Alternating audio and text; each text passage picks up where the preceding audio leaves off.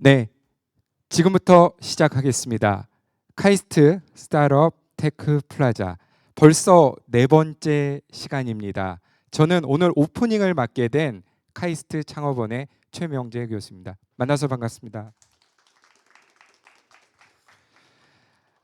지난 2023년에 저희가 이제 로보틱스, AI 그리고 자유 주제로 이렇게 세 번의 KSTP를 선보였는데요.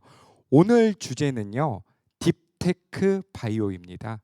딥테크 바이오에 대해서 센트리온에서 오픈 이노베이션 전략에 대해서 기술 세미나를 해주실 예정이고요.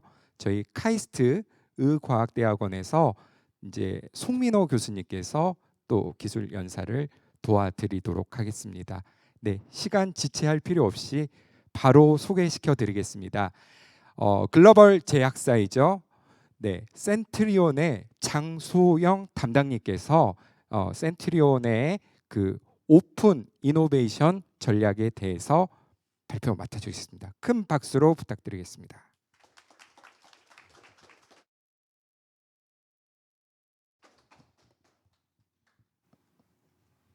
네, 안녕하세요. 저는 셀트리온의 오픈 이노베이션을 담당하고 있는 장소용이라고 합니다. 오늘 저희 셀트리온에서 어떤 오픈 이노베이션이 있는지 그거에 대해서 간단하게 한번 소개를 해드리도록 하겠습니다.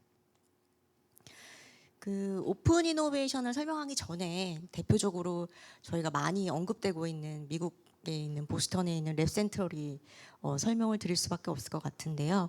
일단 오픈 이노베이션이라고 하면 2003년에 이제 버클리 대학에서 개념에 대해서 얘기를 한 거죠. 개방형 혁신이라고 해서. 그래서 그 미국 보스턴에 있는 랩 센트럴 바이오 클러스터 대표적인 예가 지금 왼쪽 그림에 보여주고 있는데요.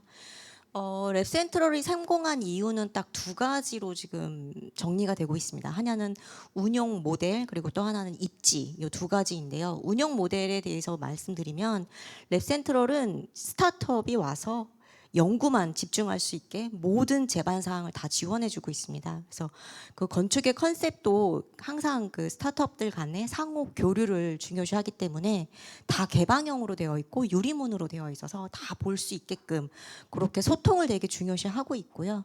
그다음에 연구에만 집중할 수 있게 모든 제반 사항들을 다 지원해준다는 게 뭐 실험 기자재부터 실험 기기, 그리고 뭐 투자를 받기 위해서 누구를 만나야 되는지, 그리고 기술적인 멘토링 이런 것까지 다 준비를 해주고 있고요.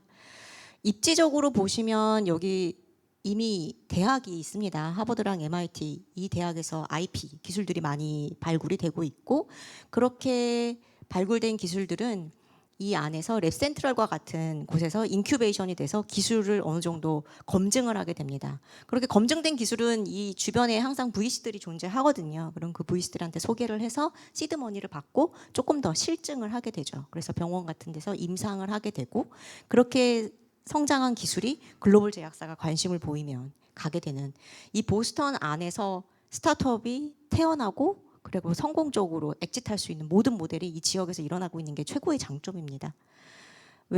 오른쪽에 보이는 일본의 링크제이는 아시는 분도 있을 텐데 대표적인 네트워킹 플랫폼입니다. 2014년에 일본에서 제약기업들이 오픈 이노베이션 니즈가 굉장히 강했던 시절에 미쯔이 부동산에서 링크제이라는 사업을 처음 생각하게 됐고, 이 사업을 처음 생각했던 분이 얘기하시는 게 이때 가치관으로서 다양성의 연대라는 가치관이 있었다고 합니다. 결국 기술들이 너무너무 세분화돼서 다양성이라는 것 자체의 의미가 희미해져 버렸고, 그것들을 그러면 어떻게 할까라고 했을 때 연결하는 게 가장 중요하다고 그분이 생각을 해서 다양성의 연대를 기반으로 서로서로 기술을 잘 아는 사람들끼리 모여서 이야기할 수 있게 만남의 장 이런 걸 하나 만들어주자라고 해서 링크제이라는 네트워킹 플랫폼이 생겨나게 됐고, 이제 미쯔이 부동산이다 보니까 네트워킹, 그다음에 자금적으로 펀딩, 그리고 그 시설적인 면에서 퍼실리티까지 이렇게 제공하는 부분이 있습니다. 그래서 대표적인 오픈 이노베이션의 두 가지 사례를 먼저 소개해드리면서 이야기를 좀 시작하겠습니다. 결국은 이 오픈 이노베이션에서 셀트리온과 같은 기업들은 뭘 할 수 있을까? 기업의 역할을 조금 설명드릴게요. 이미 기사에 나셨겠지만 2026년도 인천 송도에 K바이오 랩허브라고 하는 바이오 전문 창업 교육 그런 스타트업 사업이 개시될 예정인데요. 그때 생각하는 모델은 미국에 앞서 설명드렸던 랩센트럴을 그대로 벤치마크한 모델입니다. 그래서 아까 말씀드린 대로 스타트업이 연구에만 집중할 수 있게 사업단에서 모든 걸 다 지원을 해주고요. 거기에 기업을 매칭해서 이 스타트업이 각각 갖고 있는 기술들을 인큐베이션 할 수 있게 기업 매칭을 이렇게 도와주는 거라서 저희 같은 앵커 기업의 역할은 스타트업 육성, 특히 이제 멘토링이나 아니면 인큐베이션 역할로 조금 주요하게 언급될 수 있고, 두 번째로는 저희가 가지고 있는 어떤 글로벌 네트워크, 그다음에 인적 자원들 이런 거를 스타트업한테 제공해주는 그런 역할들을 하게 됩니다. 그래서 저희와 같은 앵커 기업의 역할을 여기서 이렇게 설명드릴 수 있을 것 같습니다. 그러면은 이제 앞서서 말씀드렸던 그런 배경 설명 이후에 간단하게 저희 회사 소개를 좀 해드리겠습니다. 셀트리온은 제가 속해 있는 셀트리온 잉크라고 해서 그 바이오 의약품을 연구 개발 생산하고 있는 회사가 있고요. 이렇게 생산된 의약품이 판매될 수 있도록 글로벌 판매망을 갖고 있는 헬스케어가 있습니다. 그리고 저희는 바이오 의약품도 하지만 케미칼 의약품도 하고 있거든요. 그래서 셀트리온 제약에서 그 케미칼 제조 시설을 갖고 있습니다. 그래서 연구 개발 그리고 생산까지 맡고 있고, 추가적으로 국내 바이오 의약품의 유통은 저희 제약에서 같이 하고 있습니다. 그래서 국내 유통이라고 보시면 될 것 같습니다. 기업 개요를 말씀드리면 저희가 2013년에 최초의 항체 바이오시밀러 제품을 허가를 받았고, 그걸 통해서 가능성을 가능으로 만든 기업이라고 소개를 해드릴 수 있을 것 같습니다. 인천 송도에 2002년에 창립이 되었고 현재 직원 수는 한 2,000명 정도 됩니다. 초반에 저희가 CMO 사업을 시작으로 바이오 의약품 제조 시설을 갖추고 연구 개발 능력을 갖추게 됐고요. 이후에 바이오 시밀러들을 순차적으로 개발을 했고, 최근에는 저희가 이제는 신약 회사로서 변모하기 위해서 많은 오픈 이노베이션을 하고 있습니다. 매출은 작년 기준으로 한 2조 원을 좀 돌파한 부분이 있고요. 저희가 직접 생산을 하다 보니까 다른 기업에 비해 영업이익은 상당히 좀 좋은 편입니다. 앞서 말씀드린 대로 저희는 연구 개발부터 유통까지를 저희 그룹사 안에서 다 하고 있다 보니까 의약품을 개발할 때 필요한 어떤 니즈들을 저희 자체적으로 다 해결을 하게 되고, 무엇보다 중요한 개발의 타임라인이라던가 이런 핸들링이 조금 더 효율적으로 가능합니다. 그래서 다수의 제품들을 상황에 맞게끔 얼마든지 포트폴리오 조절이 가능한 그런 솔루션을 보유했다고 보시면 될 것 같습니다. 앞서 말씀드린 대로 회사 설립 이후에 저희가 먼저 공장을 좀 준공을 했습니다. 그래서 1공장, 2공장 공장을 준공을 하고 생산 설비가 미국 허가 기준에 맞게끔 그렇게 인증을 받은 다음에 13년에 최초의 의약품을 갖게 됩니다. 그래서 그 이후부터 저희가 다수의 제품들을 쭉 개발하면서 2023년 5월에 저희가 글로벌 생명공학 연구센터를 준공을 했는데, 좀 더 저희가 R&D 역량을 강화하고 집적하기 위해서 이 센터를 준공해서 지금 현재 이 안에는 바이오 의약품뿐만 아니라 케미칼 연구소까지 다 들어와 있는 상황입니다. 저희가 허가받은 제품은 앞서 말씀드린 램시마 이후에 트록시마, 허주마, 그리고 램시마 SC라고 해서 그 개량 바이오 베터 제품이고요. 미국에서는 지금 허가를 기다리고 있고 올 가을쯤 허가받을 것 같은데, 미국은 최초로 신약으로 지금 트랙을 타고 있습니다. 그래서 쭉 개발하고 있는 제품들을 순차적으로 보여드리는 거고요. 저희가 램시마, 트록시마, 허주마 이렇게 세 가지 제품에 대한 시장 점유율을 보여드리고요. 램시마 제품이 이제 유럽에서 퍼스트 바이오시밀러다 보니까 시장 점유율이 높고, 저희가 분석했을 때 바이오시밀러 시장에서 첫 번째 주자 그리고 그 브랜딩이 이후 제품에도 많은 영향을 미친다고 판단을 해서 지금 그렇게 퍼스트 무버가 되기 위해서 모든 제품마다 노력을 하고 있고, 현재 이렇게 시장 점유율을 가져가고 있습니다. 제품 개발 계획은 앞서서 말씀드린 대로 2023년까지 저희가 한 6개 제품을 개발을 했고, 올해 이제 순차적으로 허가를 받고 있는 2개의 제품이 유플라이마, 램시마 SC가 있고요. 2025년까지 11개 제품을 개발을 할 예정이고, 2030년까지 총 22개의 제품에 대한 개발 계획이 다 탄탄하게 쌓여져 있고, 요거에 맞게끔 현재 지금 개발 진행 중에 있습니다. 주로 인디케이션이 온코랑 자가면역 쪽에 좀 집중되어 있는데, 그 외에 다른 질환에 대해서도 관심을 갖고 개발을 하고 있습니다. 오늘 조금 말씀드릴 저희의 오픈 이노베이션 전략에 대해서 말씀을 드리려고 하는데요. 앞서 말씀드린 대로 바이오시밀러 회사에서 이제는 신약 회사로 변모를 하기 위해 노력을 하고 있고, 저희가 지금까지 바이오시밀러를 개발하면서 단클론 항체의 연구 개발 역량은 이미 충분히 확보하고 있는 데다가 생산 시설까지 있다 보니까 저희가 일단 현재 가장 잘할 수 있는 거는 항체 베이스 의약품이라고 생각을 하고 있습니다. 그래서 ADC, 다중항체 지금 포커스에서 신약을 개발을 하고 있고, 앞서 말씀드린 그 화학연구소, 그 셀트리온 제약에 갖고 있는 화학연구소에서 그 케미칼 스몰 몰레큘도 현재 개발을 하고 있습니다. 그 외에 이제 공동 연구 개발을 통해 기사를 좀 보셨겠지만, 저희가 뭐 세포 유전자 치료제라던가 이런 부분에서도 조금 더 새로운 모달리티의 의약품을 개발하기 위해서 고려를 하고 있고요. 이제 다만 조금 더 앞서서 우선순위를 두고 있는 건 항체 쪽이라고, 케미칼 쪽이라고 보시면 될 것 같습니다. 콜라보하는 형태는 지금까지 저희가 조금 자체 개발 쪽에 포커스했다면, 작년부터는 오픈 이노베이션 굉장히 활발히 하고 있습니다. 그래서 공동 연구 개발이라던가 어떤 투자적인 측면을 통해서 장기적인 파트너십을 가져감으로써 롱텀으로 릴레이션십을 만드는 데 좀 집중을 하고 있습니다. 저희가 지금까지는 그 전략적 투자 쪽에 조금 더 집중을 했습니다. 그래서 지금 국내 최고의 VC들하고 간접 투자, 펀드를 통해서 간접 투자를 통해서 산업을 이해했고 기술 정보를 많이 탐색을 했습니다. 그러다 보니까 정말 우리랑 함께 할 수 있는 스타트업들을 만나게 되었고, 그러므로 인해서 이제 오픈 이노베이션을 조금 본격적으로 하고 있는데요. 실제 공동 연구 개발 그리고 지분 투자, 아까 말씀드린 그런 케이스들이 좀 여러 번 있었고요. 그렇지만 저희가 병행해서 지금까지 해왔던 거, 펀드를 통한 간접 투자, 그리고 저희의 또 재원을 통한 직접 투자 기본적으로 하고 있고, 조금 더 이제는 공동 연구를 통해서 서로 윈윈 상생하는 협력 모델을 가져가자는 쪽에 지금은 조금 더 많은 관심과 그런 노력을 기울이고 있습니다. 저희가 현재 지금 내부적으로 관심 있는 기술들을 조금 조사를 해봤고요. 일단 신규 사업 연구 영역으로서는 아까 말씀드린 항체와 케미칼, 그리고 새로운 치료제 기전이 있고, 여기 기술적으로 표현되어 있는 부분들이 저희가 지금 현재 콜라보하고 싶어하는 그런 스타트업들의 찾고 있는 수요 사항이라고 보시면 될 것 같습니다. 그래서 항체, 펩타이드, 저분자, 이제 요 위쪽 부분이 조금 우선순위가 있고, 아까 말씀드린 대로 공동 연구, 그다음에 지분 투자, 이런 부분들을 함께 해보려고 하고요. 그 외에는 요즘 트렌드인 신약 개발 플랫폼 AI를 활용한 그런 부분들도 지금 현재 고민을 하고 있습니다. 지금까지 저희가 그 공동 연구를 했던 사례들을 조금 정리해 봤는데요. 항체 쪽에는 2021년에 영국의 ADC 회사 익수다의 지분 투자와 파이프라인 확보를 통해서 조금 더 저희가 ADC에 본격적으로 시작되었다고 보시면 될 것 같고, 국내 피노바이오와 ADC 플랫폼 옵션딜 계약을 맺은 이 부분이 조금 있습니다. 그리고 미국의 AB 프로와 이중항체 개발하는 파이프라인 유방암 항암제 쪽으로 개발을 하고 있고요. 그 외에도 항체를 발굴하는 지니브하고도 공동 연구 개발을 맺었습니다.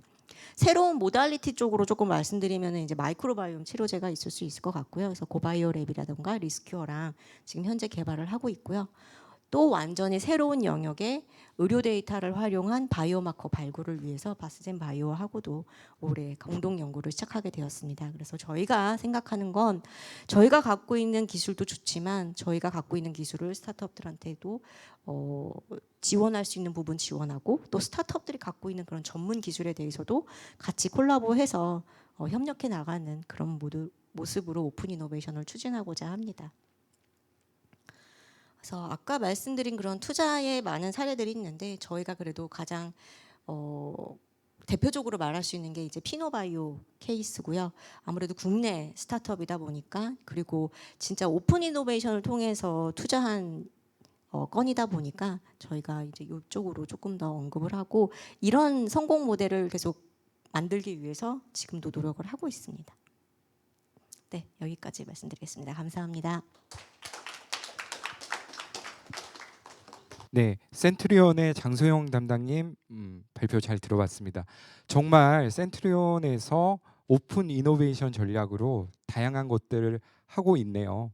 앞으로 이제 한국 바이오 스타트업이 정말 공동 연구 그리고 투자 유치를 많이 받아서 센트리온 같은 회사가 더 많이 생겨나길 하는 바람입니다. 다음은 기술 세미나입니다. 저희 카이스트 의과학대학원의 송민호 교수님이신데요. 충남대학교 의대 병원장이시기도 하셨고요. 이번에 토르 테라퓨티스라고 하는 스타트업을 창립하신 CEO 분이기도 하십니다. 암 환자에서 발생하는 대사 질환 그리고 악액질 치료 현황에 대해서 연사로 발표해 주시겠습니다. 큰 박수 부탁드리겠습니다.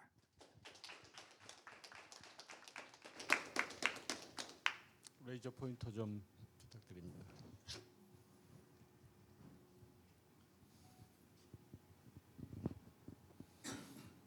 네, 다시 한번 인사드리겠습니다. 카이스트 의과학대학원의 송민호입니다.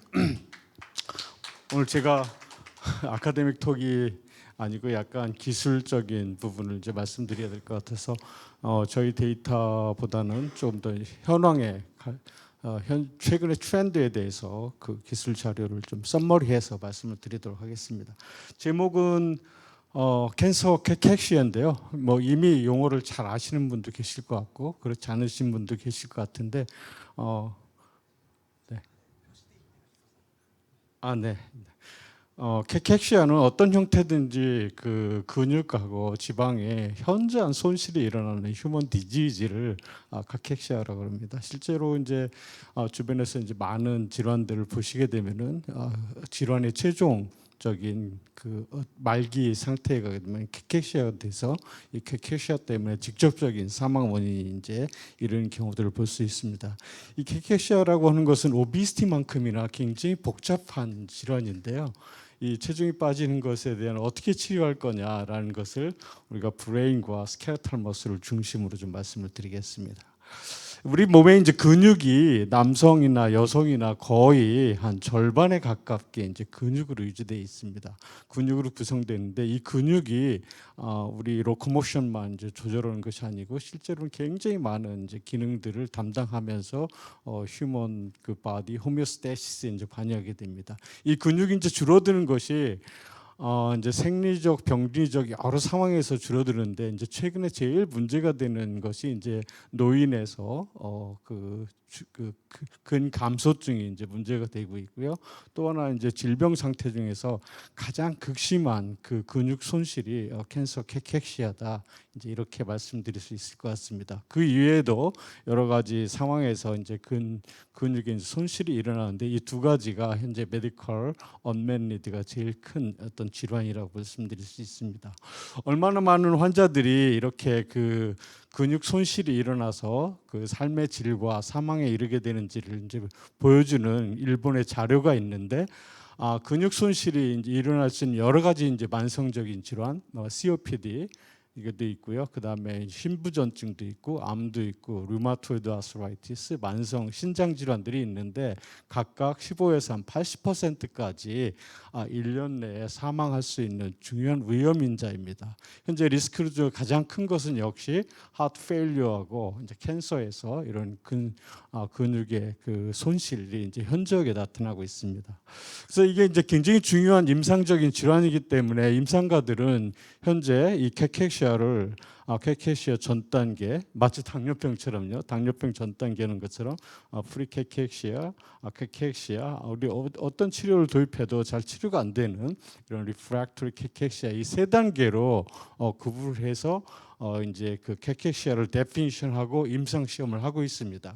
그래서 이제 가장 중요한 캐캐시아 이제 진단 기준이 기본이 이제 이 체중이 감소되는 것이 6개월 내에 5% 이상 지속적으로 감소될 때 우리가 캐캐시아를 이제 의심하게 되고 식욕이 감퇴되고 전신적으로 염증 반응이 있을 때 우리가 이제 캐캐시아라 이렇게 이제 얘기를 하고 있습니다. 그래서 임상 시험을 해서 어떤 치료적인 효과가 있으려면은 이 같은 이제 체중의 감소를 이제 막아야 되는 이런 효능을 이제 보여야 되는 거겠죠.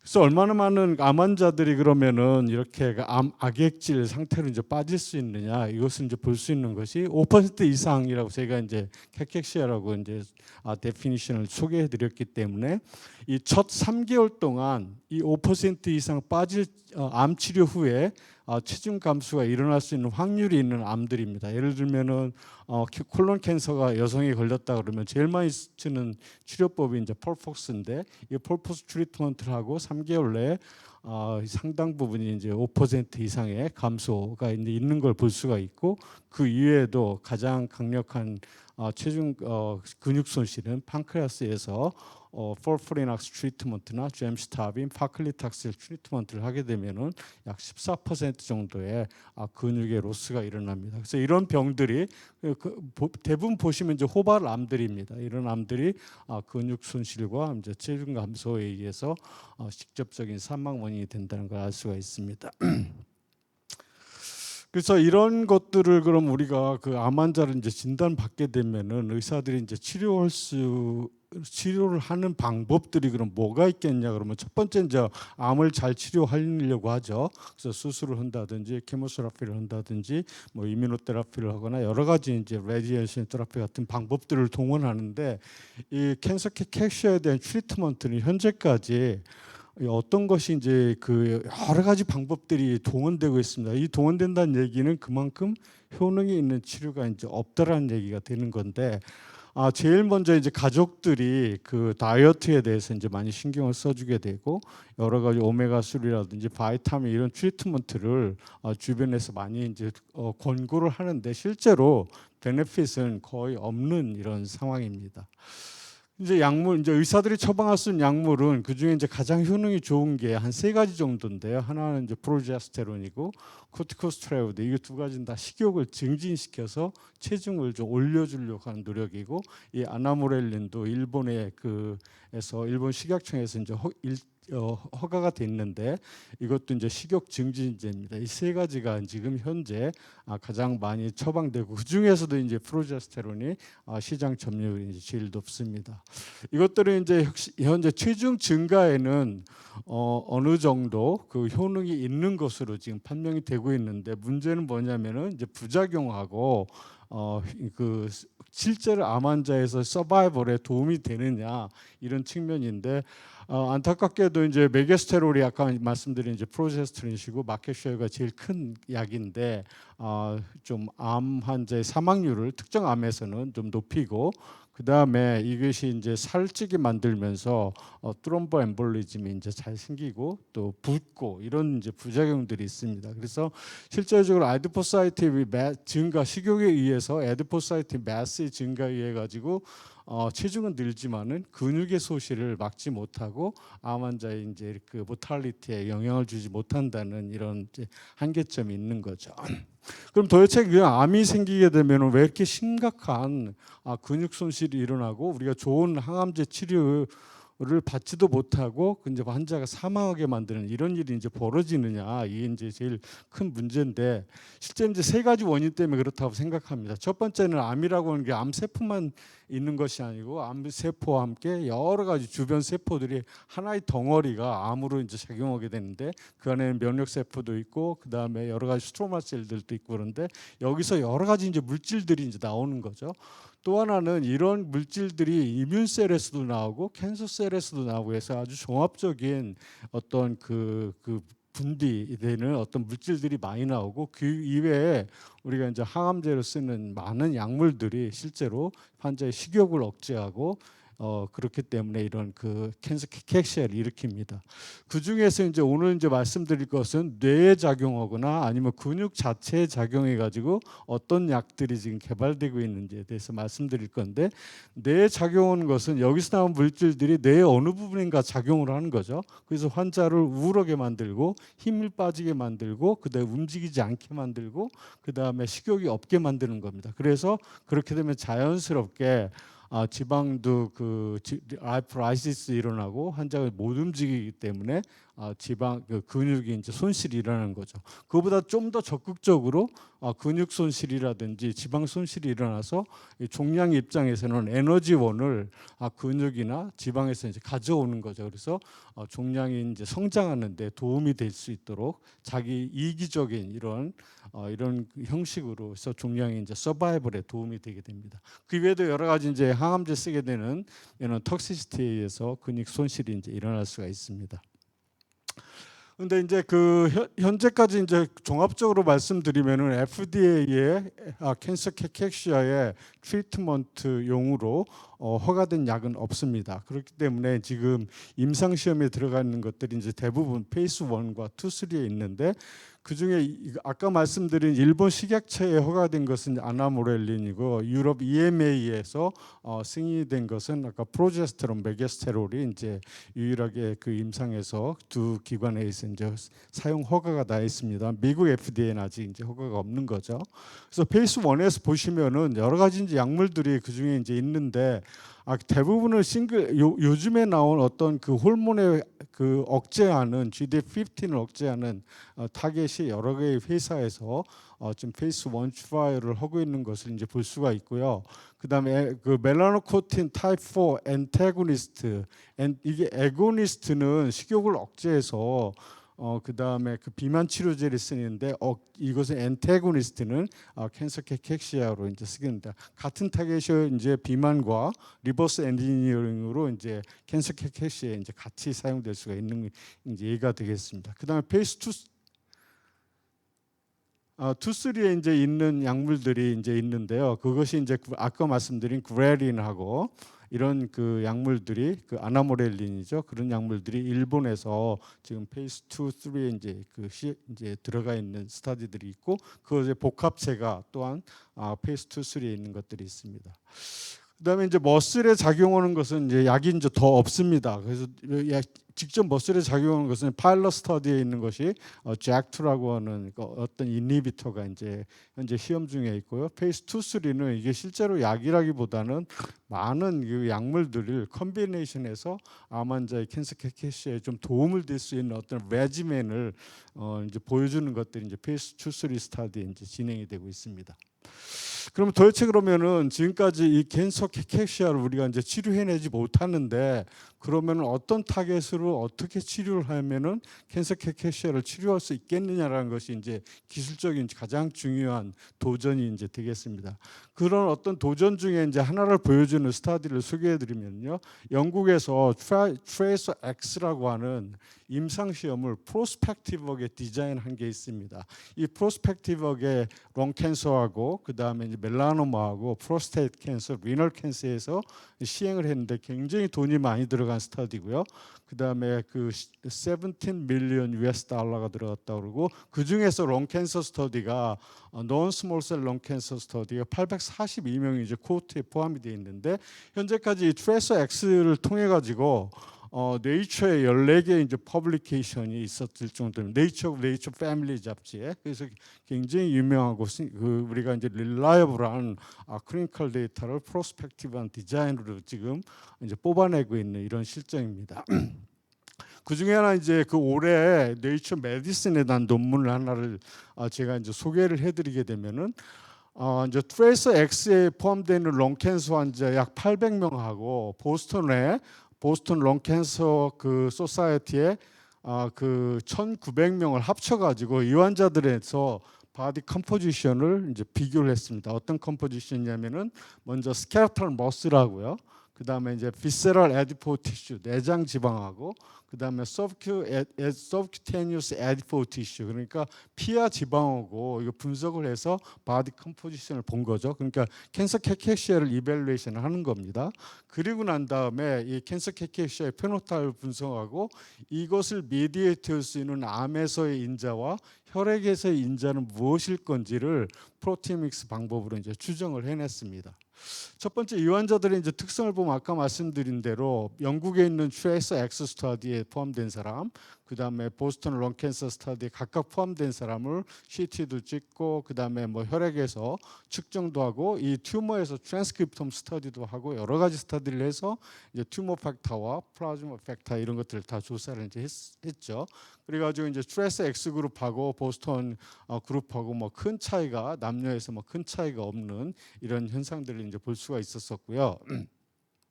그래서 이 사람들을 이제 전체적으로 보니까 정말 캔서 캐케시아라고 하는 웨이트 로스가 정말 암 환자 서바이벌에 영향을 주는지를 보게 되면은 이 논문에서는 20% 이하인 사람들이 서바이벌이 예를 들면 이것은 이제 런 캔서 스페시픽 서바이벌이고요. 서브큐테니어스 에디포 티슈가 빠진 사람, 그러니까 피하 지방이 빠진 사람, 내장 지방이 빠진 사람, 그다음에 근육이 줄어드는 사람들 보면은 다 서바이벌이 현저하게 이제 떨어진다는 거 볼 수 있고, 이것은 트레이서 X의 코호트도 그렇고 보스턴 코호트도 그렇고 비슷한 패턴의 현상들을 볼 수 있습니다. 그래서 이걸 통해 가지고 캔서 캐케시아가 프로스펙티브 디자인, 가장 강력한 증거를 보이는 디자인에서도 역시 중요한 환자 서바이벌의 중요한 팩터다, 이렇게 이제 알 수가 있습니다. 그래서 이 사람들을 이제 쭉 조사를 해보니까 재발했을 때 보면은 여러 그룹들이 있습니다. 오히려 체중이 늘어나는 그룹도 있고, 서브큐패스 늘어나는 그룹, 뭐 그냥 비셀 에디포 티슈가 늘어나는 그룹, 이런 것들도 있지만은 대부분 그 변함이 없는 사람도 있고 줄어드는 사람도 있는데, 결국 환자의 서바이벌을 결정하는 것은 머슬 로스하고 서브큐테니어스 팬 로스하고 VAT 세 가지 컴파트먼트에서 로스가 일어나는 이 그룹, 빨간 그룹이 생존율이 제일 적다라는 것을 이제 알 수가 있습니다. 그래서 컴파트먼트도 중요하고 그 다음에 sarcopenia도 이제 중요하다는 거죠. 네. 그래서 이 그룹들이 이제 조사한 전체적인 반응, 어떤 종양의 어떤 인자들 다 조사를 했고요.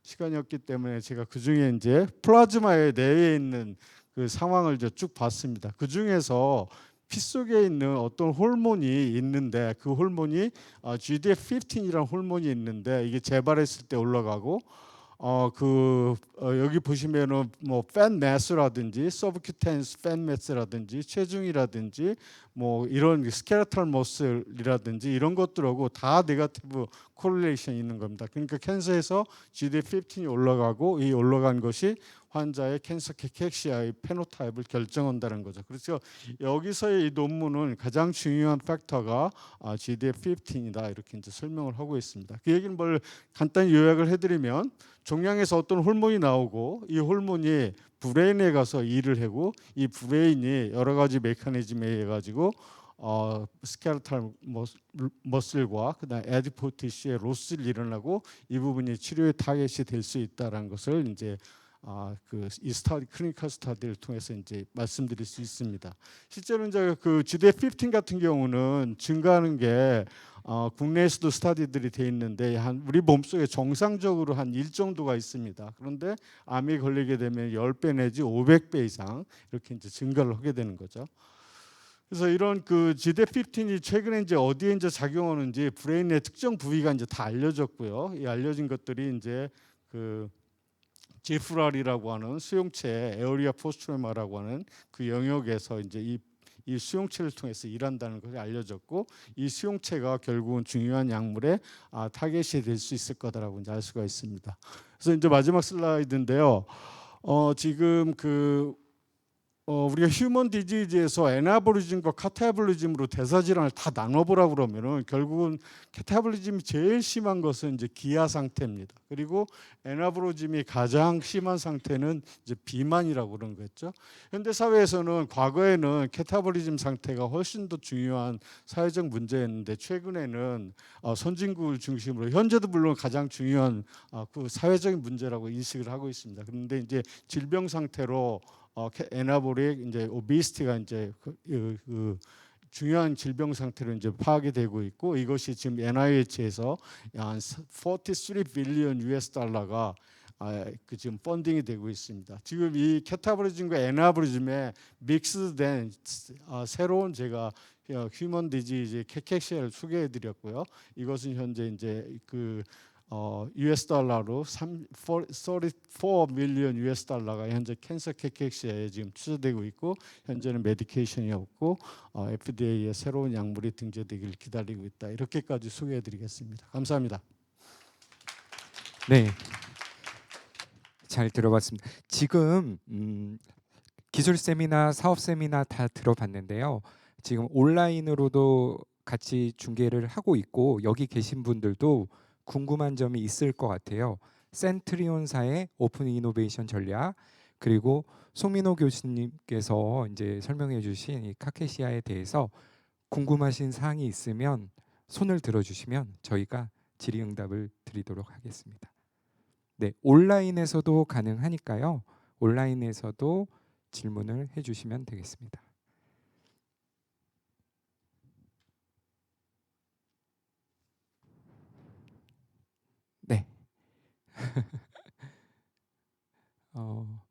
이러면 제가 한 분께 또 부탁을 한번 드려봐야 될 것 같아요. 저희 KOC 파트너 대표이사님이신 하진봉 대표이사님께서 질의응답 좀 질문 네, 교수님 말씀을 잘 들었는데 제가 이제 전문적으로 아는 분야가 가지고 전문적인 질문을 못 드리겠고요. 그러면 교수님 저기 최근에 그러면은 연구하신 내용들을 우리 좋은 스타트업들하고는 어떻게 협업을 하고 계시려고 하는지 그 방향을 좀 말씀해 주시면은 저희 이제 많은 스타트업 기업들이 있으니까 연결을 좀 시켜보겠습니다. 네, 지금 굉장히 이제 그 중요한 아카데믹한 질문을 이제 말씀해 주셨는데요. 저희가 지금 하고 있는 그 타겟의 그 뉴런이 브레인의 그 하인드 브레인에 있습니다. 그 하인드 브레인이 지금 굉장히 중요한 식욕 조절 중추거든요. 물론 앞쪽에도 있습니다. 하이포살라무스도 있는데 뒤쪽에 이제 하인드 브레인 있는데 거기에는 지금 비만약으로 가장 강력한 현재 약이 그 웨고비 같은나 마운자로 같은 그런 그 약물들이 작용한 같은 브레인 영역입니다.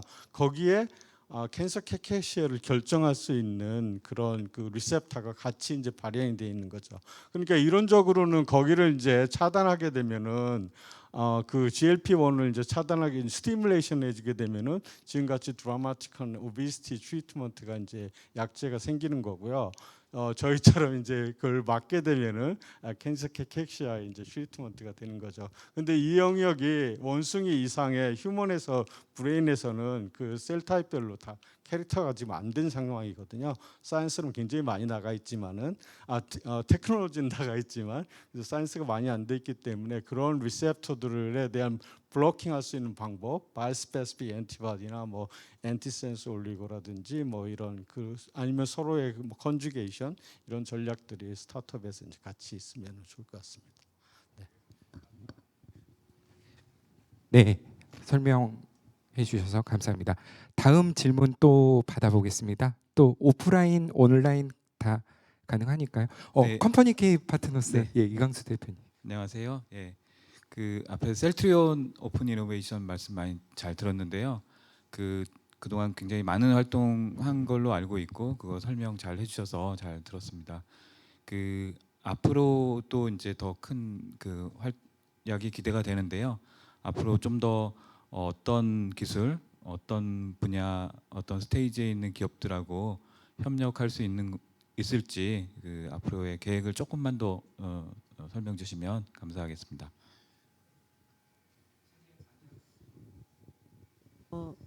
저희가 지금까지는 보통 후기 단계 시리즈 A, B 이후에 좀 집중을 했다면 저희가 이제부터 하려는 건 이제 시드부터 시리즈 A, B 정도까지 조금 더 앞단의 오픈 이노베이션을 보려는 쪽으로 이해해 주시면 좋을 것 같고요. 그렇기 때문에 아마 어떤 투자보다는 조금 서로의 컨셉을 이해해가면서 공동 연구해가는 그런 모습을 좀 생각을 하고 있어서 기존과 다른 건 좀 앞단의 스테이지에 있는 회사들에 좀 더 관심이 있다라고 보시면 좋을 것 같습니다. 네, 답변 감사합니다. 앞단에 있는 회사들에 대해서 발굴하시려면 저희 카이스트 창업원과 같이 나중에 하시면 매우 좋을 것 같습니다. 혹시 좀 부가해서 조금 네. 셀트리온에 좀 더 여쭤보면은 이제 스테이지는 이제 초기의 공동 연구라고 하면 아무래도 그 우리가 세포 치료제 최근에 뭐 ADC, 마이크로바이옴 이런 분야의 후기 협력 많이 하셨잖아요. 그래서 이제 조금 더 기술적으로는 그러니까 관심 두는 분야가 있으실 것 같거든요. 이제 특히 초기라면 더더욱 그럴 것 같은데. 앞선 발표 자료에 이제 보여드렸던 내부 수요 기술 영역이라고 한 슬라이드가 있는데요. 거기에 이제 뭐 항체 아니면은 스몰 몰레큘 아니면은 뭐 유전자 세포 치료제 이렇게 다양한 모달리티 내에 특정 기술을 조금 나열한 거거든요. 그래서 제가 하나하나 세세하게 설명드리지는 않았지만 그러한 모달리티 베이스로 저희가 필요로 하는 기술들 그 안에 보시면은 뭐 시그널 어떤 특정 패스웨이도 있을 수 있고요. 아니면 어떤 제형의 변경일 수도 있고 그거는 조금 되게 다양한 부분이어서 하나하나 설명드리진 못했는데 추후에 다시 한번 말씀 주시면 저희가 그 정리된 내용 한번 공유 드리도록 하겠습니다. 네, 감사합니다.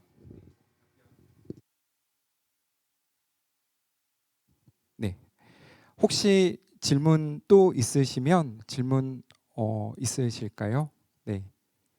없으면 이제 다음 순서로 넘어가고자 합니다. 이번에는 저희 카이스트 창업원에서 카이스트 기업 피칭을 준비했습니다. 총 4개사를 준비했는데요. 기대해 주셔도 좋을 것 같습니다. 첫 번째 발표 기업입니다. 비임상 단계에서 많은 바이오 기업들이 시행착오와 많은 에너지와 노력을 쓰고 있는데요. 이것을 딥테크 바이오 기술로 솔루션을 제공하고 있는 기업이 있습니다. 바로 액트노바의 김대건 대표님께서 액트노바에 대해서 발표해드리도록 하겠습니다. 박수로 부탁드리겠습니다. 네, 만나서 반갑습니다. 저는 액트노바 팀의 대표를 맡고 있는 김대건이라고 하고요. 네, 시간이 없으니까 바로 들어가도록 하겠습니다. 저희 회사의 이제 로고와 사명, 액트노바라는 사명이 있고 저희가 이제 최고의 분석, 최소의 희생이라는 미션을 해결하는 회사입니다. 그래서 저희는 신약 물질을 발굴하는 회사라기보다는 이제 신약 개발 프로세스를 앞당기는 그런 스타트업들을 도와주는 바이오 물질 발굴을 하는 스타트업들을 도와주는 회사라고 보시면 좋을 것 같고요. 구성은 이렇게 6개의 섹션으로 구성되어 있습니다. 그래서 먼저 팀 소개부터 진행을 하도록 하겠습니다. 네, 저희 팀은 아까도 설명드렸다시피 최고의 분석과 최소의 희생이라는 미션을 가지고 행동 분석 분야에 있어서 글로벌 표준을 만들고자 하는 스타트업이고요. 큰 포부를 가지고 있습니다. 그리고 사실 저는 카이스트에서 학석박까지 이제 나왔던 연구자 출신이었는데 저희 가운데 보이시는 김대수 카이스트 생명대 학장님 연구실에 이제 포닥을 하게 되면서 저희가 사실은 연구를 하려고 만들었던 제품이 실제로 이렇게 산업화가 돼서 지금 열심히 또 스타트업 모델로 성장을 하고 있는 팀입니다. 그리고 여기 쓰리샤인이라는 동물 실험 장비 대표님도 같이 함께 하고 계시고요. 작년에 저희가 카카오벤처스로부터 시드 투자를 받았고 지금 현재는 프리-A 라운드를 투자 유치를 진행 중이고요. 1년 동안 한 12명의 멤버들을 빠르게 또 우선 멤버들을 많이 모았습니다. 그래서 저희가 풀고 있는 문제에 대해서 좀 소개를 드리면 저희는 신약 개발 전체 프로세스 중에서도 이제 동물 실험이라고 불리는 비임상 시험의 단계에 있는 문제들을 풀고 있습니다. 사실 비임상 단계라고 하면 예전에는 조금 더 임상으로 가기 위한 그냥 단계나 규제라고 많이 생각을 했지만 사실 요즘에 유전자 치료제나 다양한 세라피들이 기술들이 많이 올라오면서 이런 비임상 단계의 개념 증명이 점점 더 중요해지고 있는 실정이고요. 저희는 여기에서도 이제 행동 증상에 대한 평가 이런 부분들을 문제를 풀고 있습니다. 그래서 보시다시피 이제 암이나 종양이나 장기 질환 같은 경우에는 딱 사진 한 장만으로도 1분 내외로 증상의 정도를 쉽게 파악할 수 있는데요. 이런 여기 지금 영상이 안 나오긴 하지만 이런 발작 증상이라든가 간질 증상, 특히 이제 CNS나 정신질환에서 동반하고 있는 행동 증상들은 이 진단을 분석하는 데 소요 시간이 10배 이상 더 오래 걸리고 있는 상황입니다.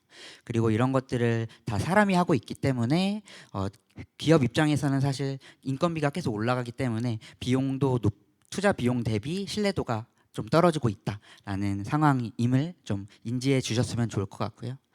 그래서 이제 저희는 이러한 기존의 프로세스를 이제 인공지능과 머신러닝 기술을 통해서 자동화하는 솔루션을 서비스함으로써 문제를 풀어 나가겠다라는 개념을 모토로 하고 있습니다.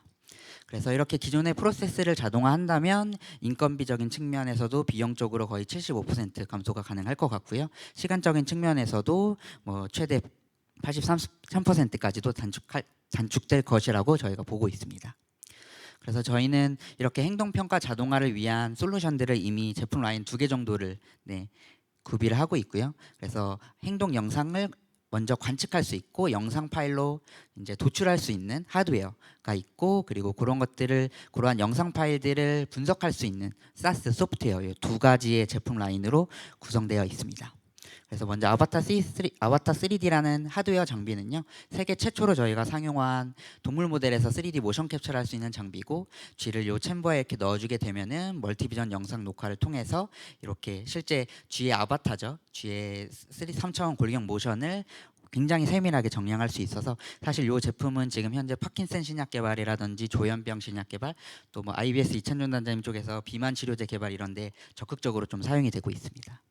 그리고 요 두 번째 액트버스라는 영상 분석 사스 서비스는요, 저희 장비로 꼭 찍지 않더라고 하더라도 그 연구원분들이 갖고 계신 영상들을 저희 소프트웨어에 업로드하면 저희가 그런 것들을 기반으로 골격 검출을 하고 기존에 있는 기준들에 맞춰서 평가하는 그런 제품입니다. 그래서 이미 뭐 국내에서도 한미약품, 녹시자, 식약처 많은 기관에서 저희 솔루션을 구매해주고 계시고요. 좀 빠르게 성장을 하고 있습니다. 또 특히 아까 셀트리온의 장 부장님께서도 얘기 주셨다시피 저희가 브로드 인스티튜트라는 보스턴에 있는 바이오 클러스터에도 입성을 했습니다. 그래서 스키마 프로젝트라는 조현병 유전자 치료제 프로젝트의 동물 모델 발굴 평가에 저희가 하나의 제품으로 또 납품을 진행을 했었고요. 그러다 보니까 이제 저희도 초기 단계 스타트업이지만 글로벌 시장을 목표로 하고 있고요. 네.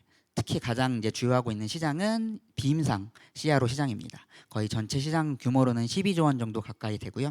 앞으로 점점 자동화 성장 가능성이 크지 않을까 생각을 하고 있습니다.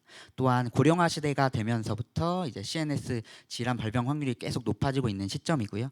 그리고 특히 아직은 약물이 많이 없기 때문에 비임상 단계나 물질 단계 발굴을 계속 진행해야 된다는 점도 저희한테는 성장 포인트라고 보실 수 있을 것 같습니다.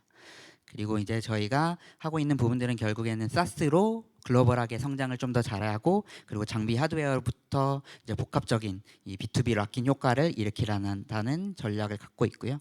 또 다른 기존에 존재하는 플레이어들보다 훨씬 더 정확성적인 측면, 사용성적인 측면에서는 현재도 압도를 하고 있다라는 점 말씀드릴 수 있을 것 같습니다. 네, 마지막으로 이제 회사 비전인데요. 이제 앞으로는 저희가 이렇게 그냥 자동화 솔루션을 넘어서 질환별로 순차적으로 표준화하는 일들도 지금 현재 각 기관들이랑 진행을 하고 있고 또 동물 행동 분석뿐만 아니라 뭐 임상 데이터나 셀, 오가노이드, 장기 데이터 분석 또 나아가서는 이제 AI로 완전히 자동화된 CRO 기업으로 이제 도모하고자 하고 있습니다. 네, 이상으로 발표를 모두 마치도록 하겠습니다. 네, 감사합니다. 네. 발표 너무 잘 들었어요. 저희가 준비한 시간이 5분밖에 되지 않아서 정말 많은 내용들이 있는데 조금 아쉬울 따름인데요.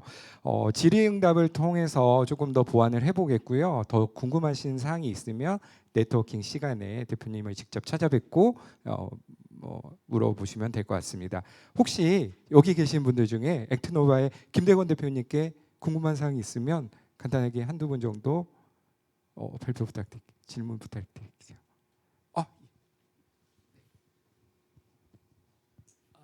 발표는 잘 들었습니다. 네. 제가 메디컬 분야의 전문가가 아니어서 그런지 소프트웨어를 기본적으로 임상 단계에 가기 위해서 동물 실험을 해야 되는데 네. 그 동물 실험을 하기 위한 소프트웨어를 개발하시는 건지 아니면 임상 실험을 해서 뭐 어떤 인젝션을 했는데 이걸 갖다 데이터적으로 어떻게 해서 어떤 결과가 나올지를 예측하는 소프트웨어를 개발하시는 건지 약간 어떤 그 사업 목표가 있는지를 제가 약간 헷갈려서 지금 굉장히 많은 걸 말씀하셨는데 네, 짧은 시간. 예, 좀 축약해서 한번 말씀해 주시겠습니까? 네, 방금 말씀해 주셨던 두 가지 포인트가 모두 들어가 있고요. 일단은 현재는 기존에 있는 프로세스를 자동화하는 그냥 분석하는 솔루션으로 출발을 하지만 저희가 백단에서 그러한 결과들을 계속 포집을 하고 있거든요. 그래서 물질에 따른 행동의 변화 이런 코릴레이션들을 계속 모아서 나중에는 이제 조금 더 전임상이란 인비보에서의 나타나는 증상들에 맞추어서 물질 발굴을 도와드릴 수 있게 그러한 서비스를 확장하고자 하고 있습니다. 데이터베이스도 많이 모으시는 거겠네요. 네, 그렇습니다. 예, 잘 들었습니다. 네, 감사합니다. 질문이 하나 또 있는데요.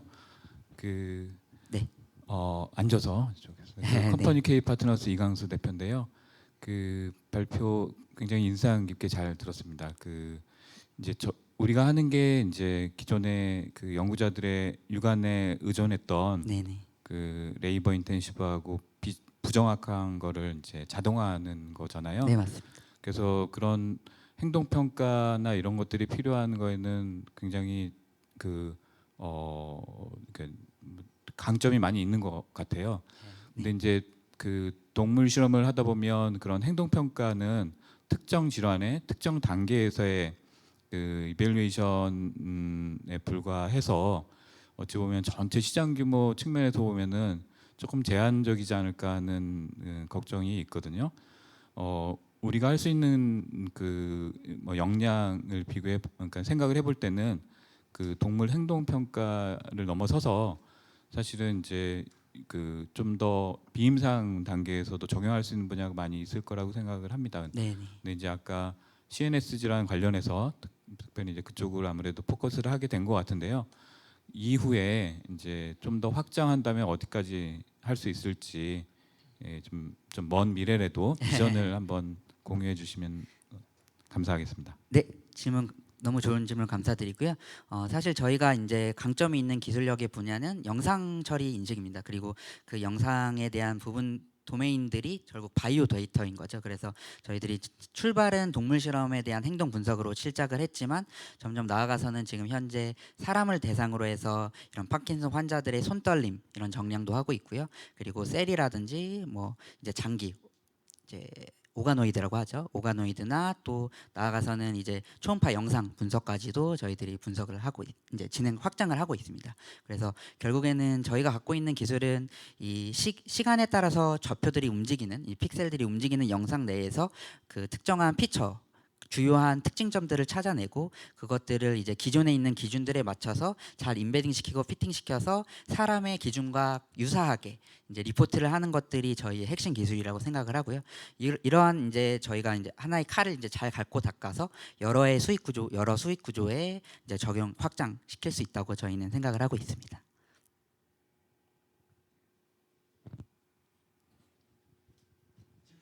네, 안녕하세요. 카이스트 의과학대학원 출신 윤성환인데요. 네, 안녕하세요. 다름이 아니라 그 지금 그 영상에서 보듯이 이제 어찌됐든 그 마우스든 뭐 어찌됐든 동물 모델의 그 행동들을 정량을 해서 그걸 데이터화해서 이거를 뭐 서비스 측면에서 이거를 뭐 데이터를 제공해 주신다는 어떤 그런 플랫폼인 네. 걸로 제가 이해를 했는데 네, 맞습니다. 제가 몇 년 전에도 이런 관련 실험을 할 때 이 기존 분석할 수 있는 위에서 이제 어찌됐든 그 촬영을 해서 정량적으로 분석하는 플랫폼은 어느 정도 구축이 되어 있었던 걸로 알고 있는데 그거와 이제 비교되게 어떤 좀 셀링 포인트라든지 어떤 메리트들이 좀 있는지 이 시스템에서 네. 그리고 또 한 가지는 어쨌든 지금 말씀하신 CNS 쪽에서 어떤 그 질병 관련해서 이 인지 행동 치료의 그 인지나 행동적인 거를 분석을 같이 하게 되면은 결국은 뇌파나 아니면 뭐 나중에 뭐 펫스캐닝이나 이런 다른 데이터들 같이 인터그레이션해서 데이터를 내야 이것이 좀 바이어스가 떨어지는 좀 유용한 데이터로 이게 뭐 승인이 되고 나중에 뭐 정량 뭐 스탠다라이제이션이 될 것 같은데 혹시 그런 쪽에 관련한 뭐 생각이나 계획이 있으신지도 궁금합니다. 네.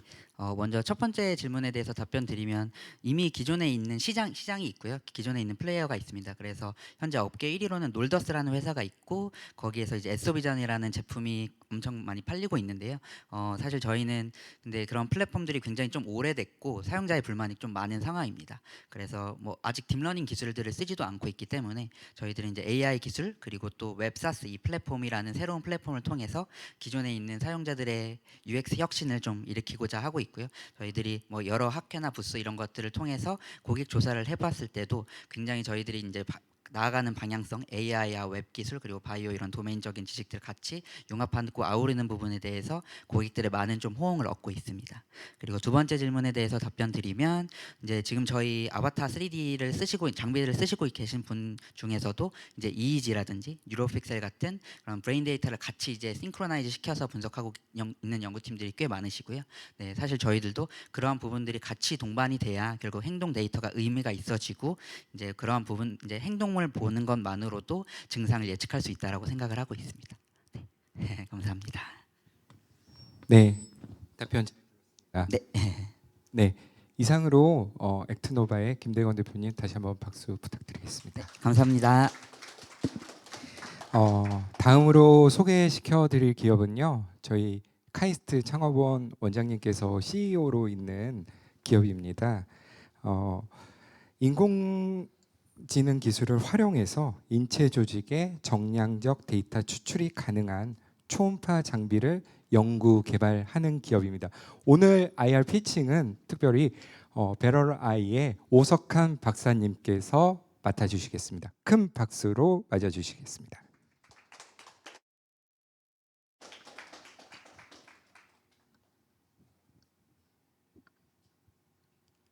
안녕하세요. 저희 베러라인은 의료 초음파 AI를 통해 진단 패러다임을 변화시키고자 하는 기업입니다. 저희가 의료 AI를 통해 어떤 가치를 보이고자 하는지 설명드리겠습니다. 일반적인 초음파 영상 장치는 왼쪽에 회색으로 보이는 것과 같은 영상을 제공합니다. 의료진은 이런 회색의 영상에서 제공되는 조직의 형태학적 정보 혹은 영상의 질감 등을 보고 진단을 하게 됩니다. 그렇게 기존의 초음파 영상 장치를 통한 진단은 명백한 한계를 지니고 있습니다. 주관적인 기준에 의존할 수밖에 없고 경험이 많지 않은 의료진이 사용할 경우에는 그 진단의 정확도가 매우 낮습니다.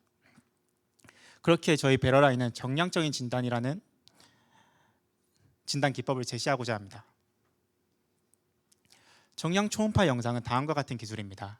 일반적인 초음파 영상이 왼쪽에 영토의 경계만에 나타내 주었던 회색의 색의 지도와 같았다면 정량 초음파 영상은 등고선에 따라 색이 다르게 칠해진 오른쪽의 색의 지도처럼 조직의 생체 역학적 특성을 추출하여 수치화하고 이를 색깔로 표현해 줍니다.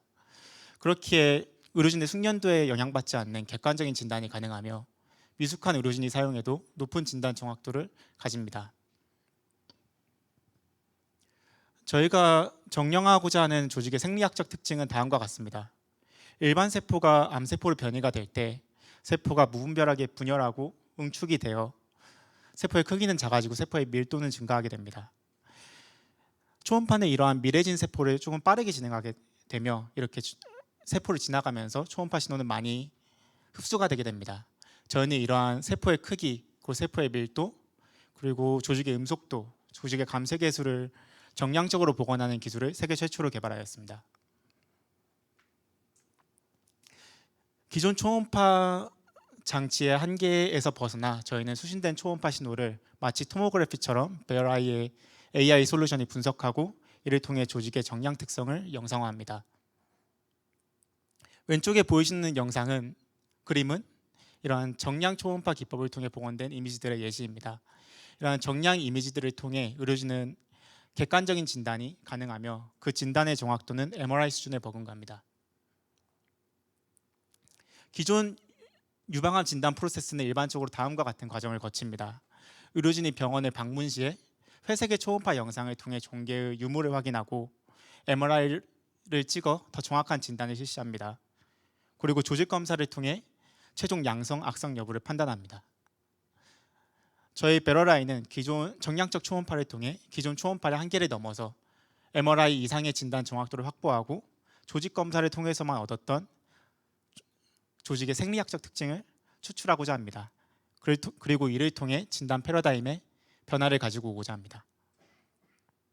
베러라인은 유방암 진단 외에도 다양한 제품군이 있습니다. 보여드릴 영상은 이러한 다양한 제품군의 데모 영상입니다. 지금 보이시는 회색의 영상이 일반 초음파 장치 영상이었다면 저희 베러라인은 저런 조직의 특성을 수치화하고 이를 색깔로 표현합니다.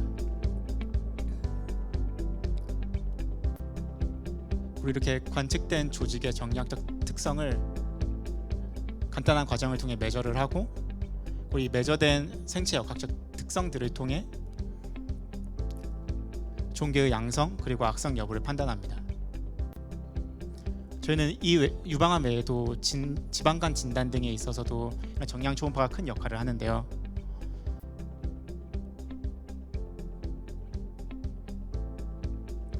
지방간에서 정량적 정보를 추출을 하고 그리고 를 또 매저한 다음에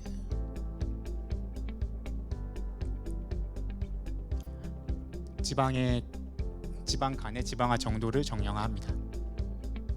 저희는 이런 정량 초음파 영상을 외에도 일반적인 AI 회사들이 하는 그리고 일반적인 초음파 영상에도 적용이 가능한 AI 기술 또한 개발하여 이렇게 일반적인 초음파 영상에서 조직의 위치를 찾아내고 그리고 조직의 양성, 악성 여부를 추출해내는 AI도 사업 모델로 가져가고 있습니다.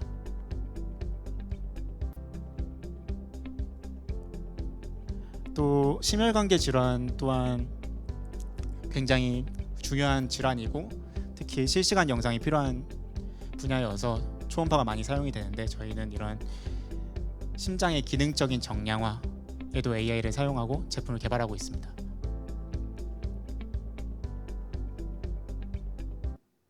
네, 저희는 이러한 유방암 진단에 있어서 기존 초음파 혹은 맘모그래피를 월등히 뛰어넘는 진단 능을 보임을 임상시험을 통해서 입증하였고 그리고 더 입증해 나가고 있습니다.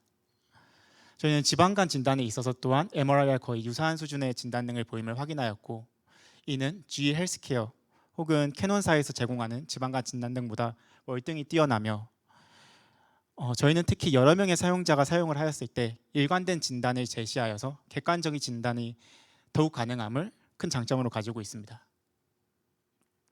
저희 베러라인은 이러한 개발한 AI 소프트웨어를 라이센싱함을 첫 번째 비즈니스 모델로 가져가고 있습니다. 2023년 3월에 첫 글로벌 초음파 기기 제조사와 라이센싱함을 시작으로 라이센싱 업체들을 확장해 나가고 있습니다. 또한 간편하고 휴대가 편리한 조그마한 초음파 기기에 대한 수요가 굉장히 증가하고 있습니다. 그런데 기존의 초음파 회사들은 이러한 로우엔드 디바이스에서 진단 능의 한계를 극복하지 못하고 있습니다. 저희 베러라인은 저희가 자체 제작한 AI를 자체 제작한 핸드헬드 디바이스에 탑재하여 기존의 로우엔드 디바이스들이 뛰어넘지 못하고 있었던 진단 능의 한계를 뛰어넘고 있습니다. 또한 저희 AI 소프트웨어는 클라우드에 올라가 전 세계 어느 초음파 장비에도 사용이 가능하며 이는 특히 중국, 인도 등과 같은 우수한 이루진이 부족한 환경에서 큰 역할을 할 것이라 생각이 됩니다. 저희는 2023년에 제품 개발 및 허가를 받아 프리-A 투자를 마무리하였으며 2024년 국내 시장, 2025년 세계 시장에 진출할 예정입니다. 저희는 카이스트 전작가 배현민 교수님 연구실에서 원천 기술 개발하여 스핀오프한 회사이며 지금도 훌륭한 기술을 만들고 상용하기 위해 열심히 협력하고 있습니다. 발표 들어주셔서 감사합니다. 주식회사 베러라이였습니다. 네, 다시 한번 큰 박수 부탁드리겠습니다. 저도 사실 병원에서 이렇게 초음파 이렇게 찍다 보면 너무 흑백으로 있어서 제가 원장님께 막 여쭤봤던 기억이 있어요. 이거 왜 이렇게 컬러풀하지 않고 이렇게 어드저스트한 부분이 없냐고 했더니 아무래도 그런 일렉트로닉 엔지니어링이든 뭐 이런 기술 개발이 들어갔어야 되는데 의료기기 쪽에서는 그런 이제 디스플레이 시각화라든지 이런 부분에 대해서 힘을 안 써서 그런 게 아니냐 뭐 이런 우스갯소리로 말씀을 해주셨는데 아무래도 배현민 원장님께서 전자공학 출신이다 보니까 조금 더 이렇게 디테일하게 어드저스티드도 하고 시각화할 수 있는 이런 초음파 장비를 만들지 않았나 싶습니다. 개인적으로는 향후에 글로벌에서도 우리 코리아 제품이 정말로 잘 팔리고 초음파에 있어서는 권위 있는 기업으로 가길 저는 기원합니다. Q&A가 좀 있으실 것 같아요. 저희 오석환 박사님께서 Q&A에 답변을 해주시겠습니다. 혹시라도 질문 있으시면 간단히 손 들어주시면 저희가 마이크를 드리도록 하겠습니다. 네. 뒤에 마이크 갑니다. 예, 발표 잘 들었습니다. 전 프라임텍 벤처스의 강윤석이라고 하고요. 아까 그 몇 가지 이제 사업 모델 말씀해 주신 것 중에 이제 가장 첫 번째 나오던 게 그 라이센싱 모델이 있었어요. 네, 맞습니다. 그래서 이제 꽤 그 유수의 장비 회사들하고 협력하는 모델들이 나왔는데 이제 구체적으로 우리의 어떤 부분들이 라이센싱이 되는 거고 그래서 그들이 가지고 있는 그런 뭐 하드웨어에 어떻게 얹어지는 건지 인테그레이션이 되는 건지 좀 궁금합니다. 그래서 그 부분 좀 자세하게 설명해 주시면 감사하겠습니다. 일반적인 초음파 회사들은 대부분 그런 회사들은 GE 헬스케어나 캐논사가 대표적인데 이런 회사들은 소프트웨어, 하드웨어는 자체적으로 만들고 기술력은 뛰어나지만 소프트웨어는 그렇게 신경을 많이 쓰지 않습니다. 많이 쓰지 않고 주로 그런 소프트웨어 기술을 사오거나 아니면 어디서 라이센싱을 해오는 비즈니스 모델을 많이 가져가는데 저희 그 데모 보여드린 제품군 모두 다 그런 초음파 장비에 쉽게 탑재가 가능한 그런 소프트웨어이고요. 그 중에서도 특히 정량 초음파라든가 하는 것은 기존의 초음파 장비들은 전혀 접근이 불가능했었던 기술이기 때문에 큰 관심을 보이고 있습니다. 피처로서 더 이렇게 애드온되는 형태로 우리 제품이 탑재가 되는 거라고 이해하면 네, 되겠죠? 그렇습니다. 기존 초음파 장비가 사용하던 기능은 모두 유지한 채로 네. 저희가 추가적인 정보 그리고 가치를 제공합니다. 네, 알겠습니다. 감사합니다.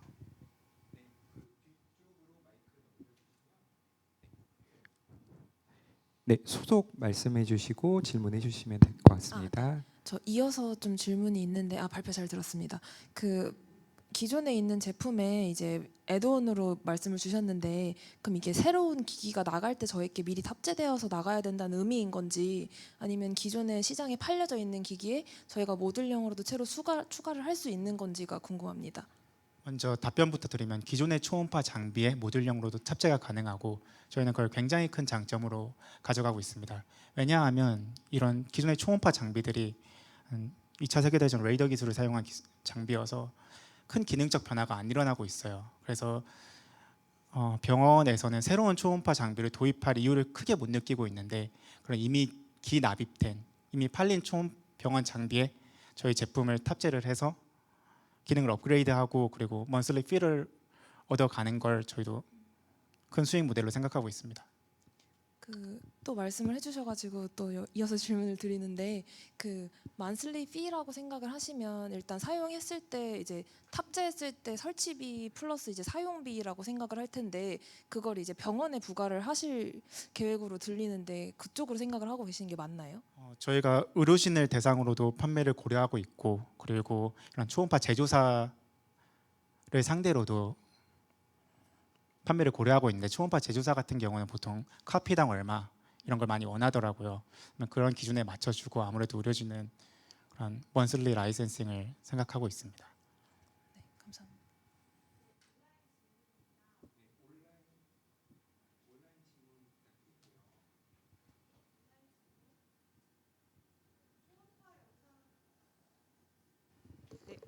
온라인 질문입니다. 초음파 영상 분석 결과 즉 양성인지 악성인지 진행 정도가 어느 정도인지 데이터베이스가 이미 구축되고 임상적으로 검증이 된 건지 궁금합니다. 네, 저희가 파일럿 스터디 임상은 올해 전에 완료가 되어서 이제 생체 역학적 특성이 어느 정도 이상이다. 그러면 악성일 가능성이 높다. 그런 데이터베이스는 많이 구축이 되었고요. 이제 이런 허가 절차를 위한 임상은 계속 진행되고 있습니다. 국내 그리고 해외 허가를 위해서요.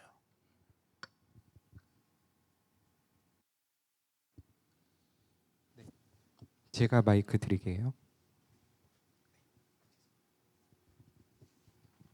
네, 안녕하세요. 저 퓨처플레이 구용석이라고 합니다. 저 질문 드리고 싶은 게 아까 악성이랑 악성이 아닌 걸 이제 암을 구별한다고 하셨는데 사실 저희가 약간 정량 초음파라고 해서 이미 기존에 있는 것들을 보면 초음파가 얼마나 약해졌는지를 통해서 이제 뭐 지방간 같은 걸 구별하는 것 같은데 저희가 뭐 악성인지 아닌지는 그게 구별이 가능한가요? 네, 구별이 가능합니다. 저희가 추출하고자 하는 그런 그런 생리학적 변화가 생체 역학적 변화를 동반해서 나타나기 때문에 정상세포가 암세포로 변이가 되면 그렇게 셀에 분열이 많이 일어나게 되고 그렇게 음속도가 높아지게 되고 그런 생체 역학적 현상을 동반을 하게 됩니다. 근데 기존 초음파 장비 같은 경우는 어떤 밸류를 추출해내는 건 가능하지만 어떤 국소적인 종괴의 그런 정량적 특성을 추출하는 것은 해내지 못하고 있었습니다. 그래서 그런 종괴를 구분하는 역할까지는 하지 못하고 있었는데 저희는 그런 기술력을 충분히 갖고 있어서 가능합니다. 네, 혹시 또 질문 있으실까요? 네, 없으면 큰 박수로 네, 배럴아이 오석한 박사님이셨습니다.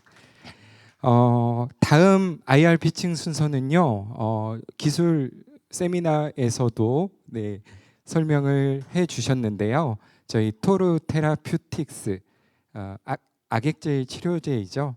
스티븐 잡스가 이 질병 때문에 이제 사망을 하기도 했는데요. 하루빨리 이 질병 치료제가 개발되기 하는 바람입니다. 토르 테라퓨틱스의 송민호 대표님을 모시고 IR 피칭을 들어보겠습니다. 큰 박수 부탁드리겠습니다. 다시 인사드리겠습니다. 저희 그 회사는 토로 테라피틱스고요. 저희가 관심 있는 질환은 현재 이제 약이 없는 올파운 디지즈나 레어 디지즈에 관심이 많습니다. 저희 회사가 결성한 것은 작년도에 결성했고요. 현재 카이스트의 교원 창업 기업이고 저희가 지금 그 코어 플랫폼은 엔티센스 올리고 드럭을 디자인하고 이것을 그 임상에 적용한 프리클리니컬 스테이지를 좀 빨리 할 수 있는 거고요.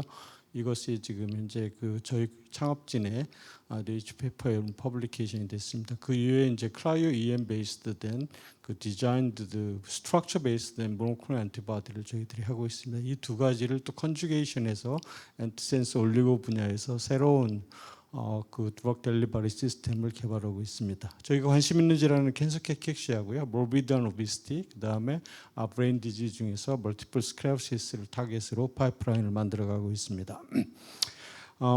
앞에서 이제 말씀드린 것처럼 이제 엔티센스 올리고 드럭이 여러 가지 이제 드럭업을 타겟에 대해서 새로운 이제 기회를 많이 제공하고 있고 특히 이제 브레인 디지즈, 브레인 타겟에서는 탁월한 효능들을 보이고 있는 것들이 계속 발견되고 있습니다.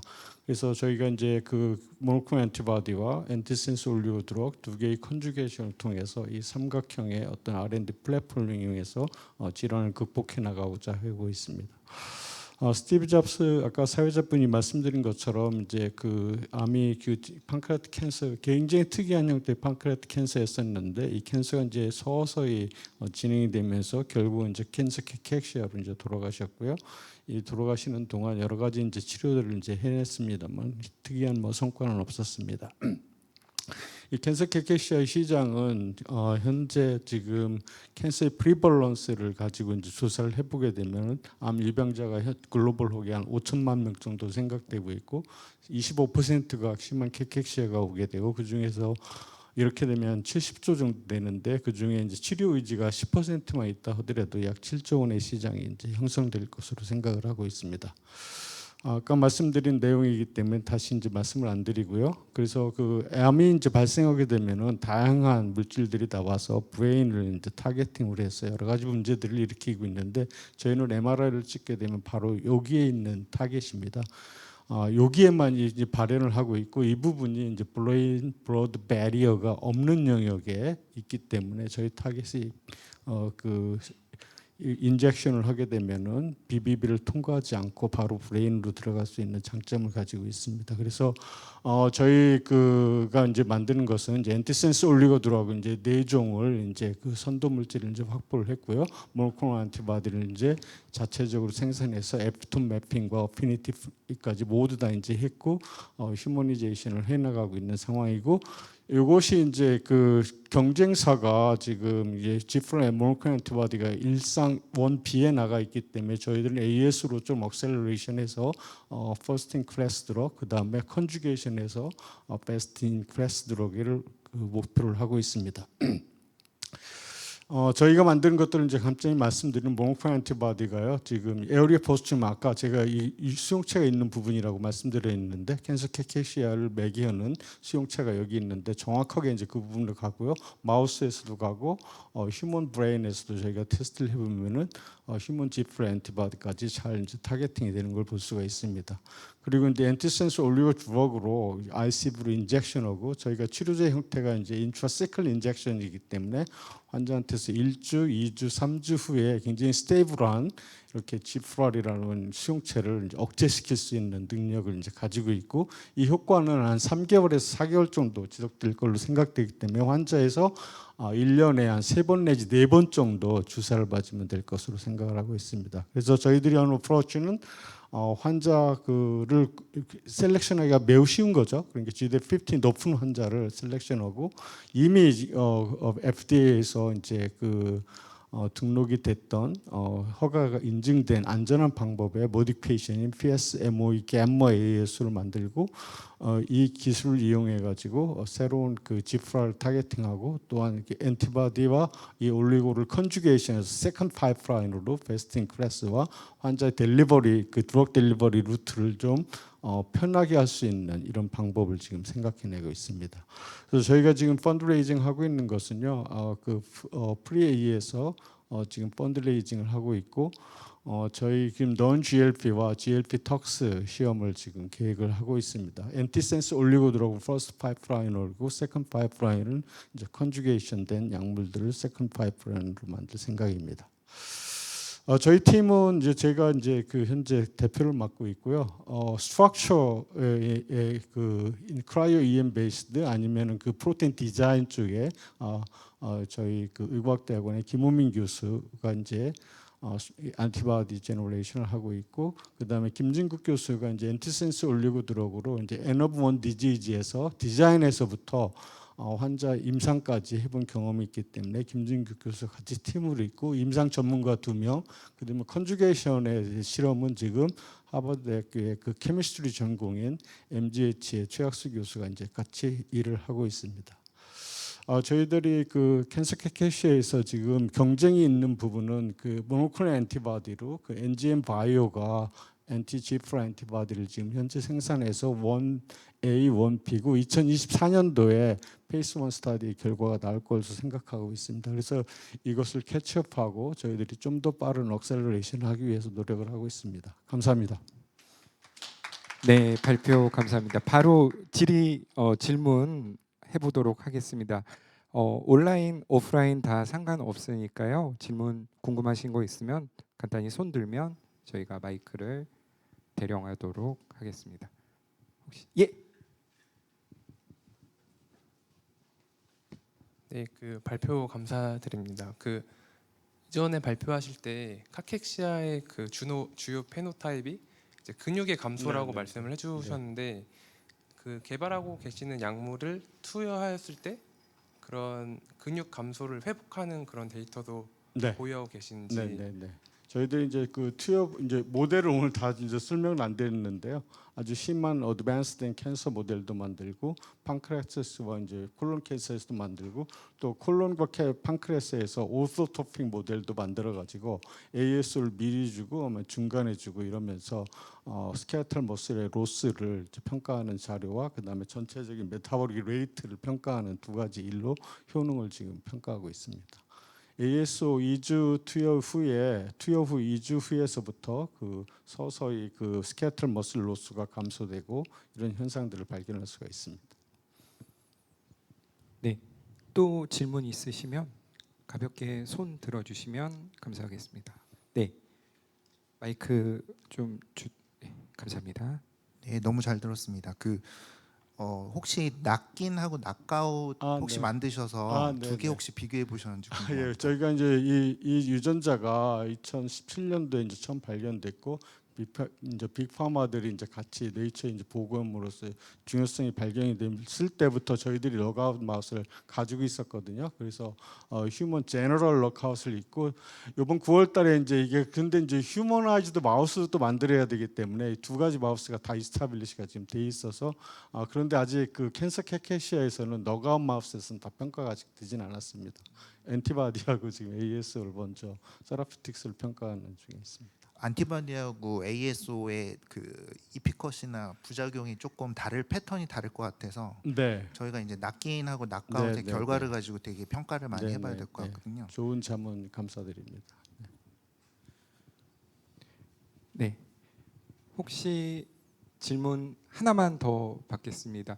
오늘 저희 오시는 선물로 핸드폰 보조 배터리 준비했거든요. 네, 지금 발표하신 분 제 거 하나 더 드리도록 하겠습니다. 1+1입니다.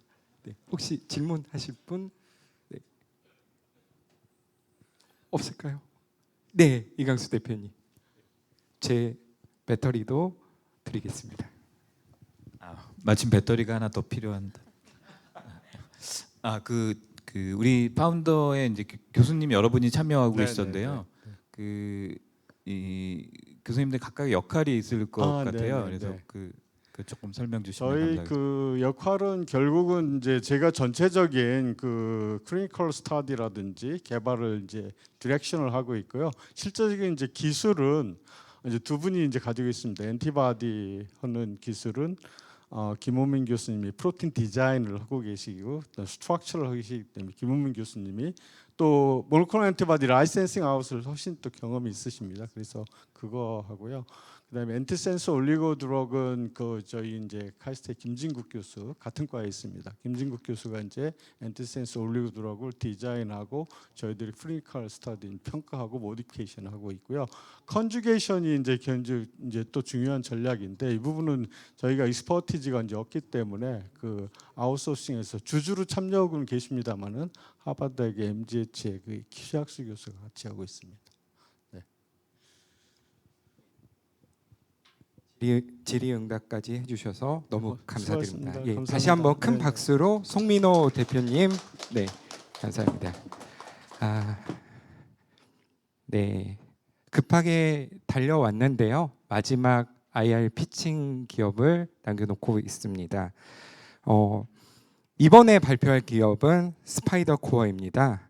네, 인공지능을 위해 빅데이터가 중요한 거 정말 알고 있을 텐데 사실 의료 데이터를 모으는 게 쉽지가 않습니다.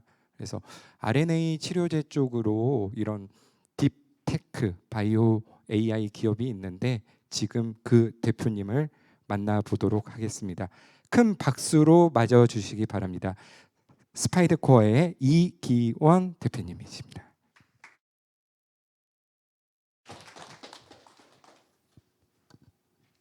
네, 안녕하세요. 저는 스파이더코 대표 이기원입니다. 지금부터 저희가 개발하고 있는 RNA 치료제를 혁신하기 위한 인공지능 기반의 에스코어 플랫폼에 대해서 소개해드리겠습니다. 방금 전에 송민호 교수님께서도 말씀해 주셨지만 ASO나 sRNA 타입의 치료제 같은 경우에는 기존의 저분자 화합물 기반의 치료제와 달리 DNA나 RNA 같은 유전 물질을 타겟으로 하기 때문에 이러한 유전 물질들이 존재하는 세포 내부까지 안정적으로 전달이 되어야 합니다. 특히나 우리 혈액 내부에는 핵산 분해 효소라는 이 RNA 치료제를 분해하는 물질이 있기 때문에 이 핵산 분해 효소를 피해서 우리가 원하는 세포 내부까지 안정적으로 전달되는 게 필요한데요. 기존의 이 바이오 기업들은 이러한 안정적 전달을 위해서 유전자 치료제에 어떤 분자 구조의 변형을 가함으로써 핵산 분해 요소에 대한 저항성을 키우고 독성을 낮추고 하는 식으로 옵티마이제이션을 진행을 했습니다. 근데 이 유전자 치료제 같은 경우에는 저분자 치료제와 달리 매우 복잡한 고분자로 구성이 되어 있기 때문에 이 분자 구조의 변형을 가하는 게 매우 많은 가지수가 있습니다. 대표적으로 20개 핵산으로 구성이 되는 이 ASO를 가정을 했을 때 가능한 분자 구조의 변형이 거의 한 100만 개 이상이 넘어가게 됩니다. 그래서 이 100만 개가 넘어가는 모든 화학적 변형, 구조적 변형을 바이오 연구자들이 직접 실험을 통해서 검증할 수 없기 때문에 이러한 부분이 한계가 있습니다. 그래서 저희 스파이더 코어는 이러한 부분을 실험에 대한 빅데이터베이스와 인공지능 기술을 통해서 사전에 스크리닝하고 최적의 구조를 설계하는 그런 플랫폼을 개발을 하고 있습니다. 그래서 저희가 현재 개발하고 있는 인공지능 플랫폼의 이름은 에스코어 플랫폼이고요. 기존의 저분자 화합물 기반의 치료제로 치료할 수 없었던 희귀 난치성 질환을 대상으로 ASO나 sRNA 같은 새로운 모달리티 기반으로 치료를 시도하고 있습니다. 저희 에스코어 플랫폼은 대표적으로 RNA 구조 모델링과 화학적 안정화 모델링 그리고 전달체 모델링 세 가지 기능으로 구성이 되고 있고요. 이러한 기능 같은 경우에는 초거대 그래프 AI 기반으로 이런 기능들을 구현을 하고 있습니다. 그리고 궁극적으로는 저희 에스코어 플랫폼으로 도출되는 후보 물질을 인비트로와 인비보 검증을 거쳐 최종적인 후보 물질을 만들어내는 것을 목표로 하고 있습니다. 저희 플랫폼을 간단하게 도식화해서 소개드리겠습니다. 먼저 첫 번째로 우리 몸 안에 이제 이 RNA 치료제가 타겟으로 하는 mRNA 같은 경우에는 1차적인 서열 구조로 존재하는 것이 아니라 단백질과 비슷하게 폴딩 구조를 갖습니다. 그래서 우리 몸 안에 존재하는 mRNA의 폴딩 구조를 인공지능으로 통해서 예측을 하고 이 mRNA 폴딩 구조에서 우리 RNA 치료제 후보 물질이 잘 결합할 수 있는 부분을 찾게 됩니다. 그래서 이 결합이 잘 일어날 수 있는 부분에 결합할 수 있는 이 RNA 치료제 후보 물질을 도출하고 앞서 말씀드린 대로 이 RNA 치료제 후보 물질의 안정성을 높이고 독성을 낮출 수 있는 최적의 모디피케이션 패턴을 설계를 하게 되고요. 그리고 추가적으로 세포 특이적인 전달이 필요하게 되면은 그에 맞는 전달체까지 설계를 해서 최종적인 치료제 후보 물질을 도출을 하게 됩니다. 그래서 저희 플랫폼 같은 경우에는 이 초거대 그래프 AI를 기반으로 하고 있습니다. 그래서 이미지 모델에서는 욜로 모델이 있고 자연어 처리에서는 많이 하시는 GPT 모델이 있는데 저희는 이 고분자의 물리화학적 특성을 이해할 수 있는 초거대 그래프 AI 기반의 모델을 활용을 하고 있고요. 현재는 이 그래프 트랜스포머라는 아키텍처 기반으로 해서 파라미터 개수 한 1억 개 정도의 모델로 구성이 되어 있는 상황입니다. 사실 인공지능 플랫폼이라는 게 단순히 데이터적으로 검증을 할 수도 있지만 저희가 바이오 연구자들에게 신뢰도를 확보를 하기 위해서는 결국 저희 플랫폼으로부터 도출되는 후보 물질을 실제 생물학적 유효성을 평가를 해야 된다고 생각을 합니다. 그래서 저희 플랫폼을 가지고 같이 협업하고 있는 바이오 기업과의 공동 연구를 통해서 저희 플랫폼으로부터 도출된 후보 물질의 유효성과 독성을 세포 레벨에서 평가를 진행했습니다. 그래서 기존에 이제 많이 모디피케이션 패턴으로 많이 활용되는 psDNA 방식이나 겜마 방식과 저희 에스코어 플랫폼으로 도출된 후보 물질의 유효성을 비교를 했고요. 각각 6개의 후보 물질에 대해서 저희 에스코어가 설계한 후보 물질이 더 좋은 이피커시를 보이는 걸 확인할 수가 있었습니다. 이 세포 독성 평가에서도 마찬가지로 기존에 많이 활용되는 psDNA나 겜마 방식과 비교를 수행을 하였고요. 여기서도 마찬가지로 기존 방식에 비해 저희 에스코어가 설계한 방식이 더 낮은 독성을 보이는 것을 확인할 수가 있었습니다. 저희 회사에 대해서 간단하게 소개해드리겠습니다. 저는 일단 카이스트 전기 및 전자공학부에서 박사를 수행을 했고요. 저를 포함해서 카이스트 석박사 연구원들 지금 14명으로 구성이 되어 있습니다. 창업 이후에 저희는 바이오 기업 그리고 병원들과 같이 협업을 진행을 하고 있고 다양한 인공지능 경진대회에서 수상을 한 이력을 가지고 있습니다. 그리고 사실 이 유전자 치료제 시장이 우리나라에서 아직 많이 발전을 하고 있지만 미국이나 글로벌 시장이 훨씬 더 크기 때문에 이 글로벌로 진출하는 것이 꼭 필요하다고 생각을 하고 있습니다. 그래서 지난 6월에는 이 바이오 인터내셔널에 참가를 해서 많은 그 글로벌 빅파마들과 미팅을 하였고 그 글로벌 빅파마에서도 저희처럼 이 유전자 치료제를 기반으로 하는 인공지능 플랫폼은 아직까지 보지 못했고 신선하다는 평가를 조금 받았습니다. 그래서 저희가 그 이후에 생각하고 있는 부분은 이 플랫폼을 더욱더 고도화하고 그리고 고도화함으로써 저희가 아직까지 세포 레벨에서 검증을 수행을 하는데 세포 레벨을 넘어서 동물 레벨에서도 저희 플랫폼이 좀 유효하다는 것을 검증을 하고 그걸 기반으로 글로벌 빅파마들과 공동 연구를 추진할 계획이고요. 그 이후에는 자체적인 웰랩을 구성을 해서 저희만의 파이프라인을 확보하는 것을 좀 목표로 하고 있습니다. 네, 감사합니다. 네, 발표 감사합니다. 질의응답 시간인데요. 네, 사실 다른 주제에 비해서 진짜 소부장이나 ICT보다 바이오 이런 IR 피칭할 때가 정말 힘들어요. 왜냐하면 바이오 심사위원님들 모시기도 힘들고 내용도 정말 어렵습니다. 근데 끝까지 잘 들어주셔서 너무 감사드리고 질문 한번 듣도록 하겠습니다. 마이크 좀 부탁드릴게요. 하지만 바이오 섹션을 안 할 수는 없습니다. 매년 저희 카이스트 창업원은 바이오 꼭지는 매년 할 테니까요. 다음에도 참석 많이 부탁드리겠습니다. 네, 안녕하세요. 저도 카이스트에서 RNA를 전공을 했는데요.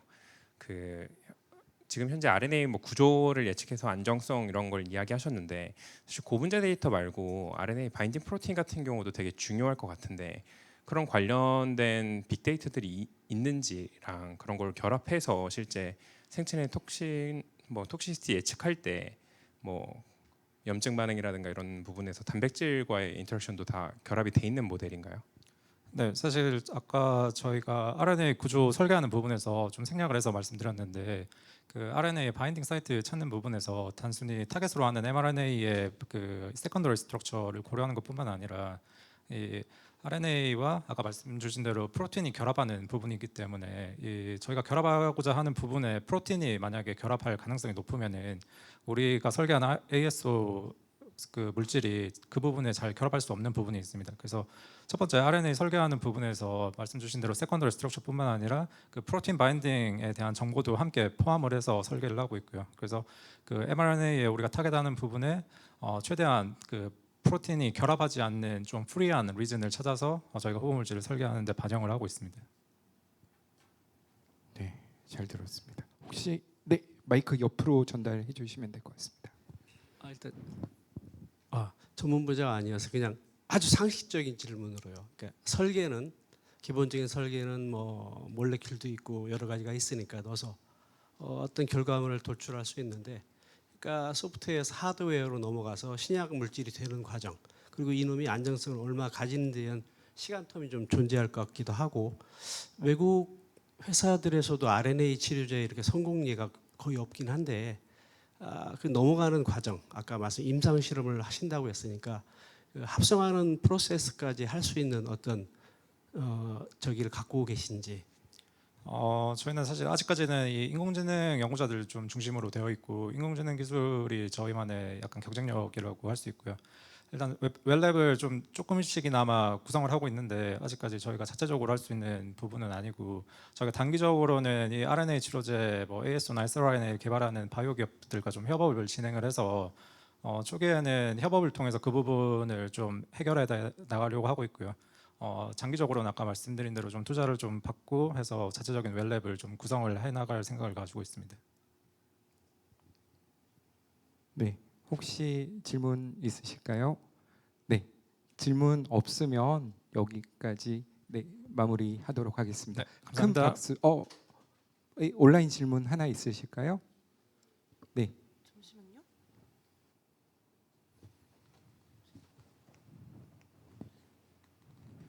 네, 온라인에서도 생중계를 하고 있어서 온라인에서 질문을 하나 들어보도록 하겠습니다.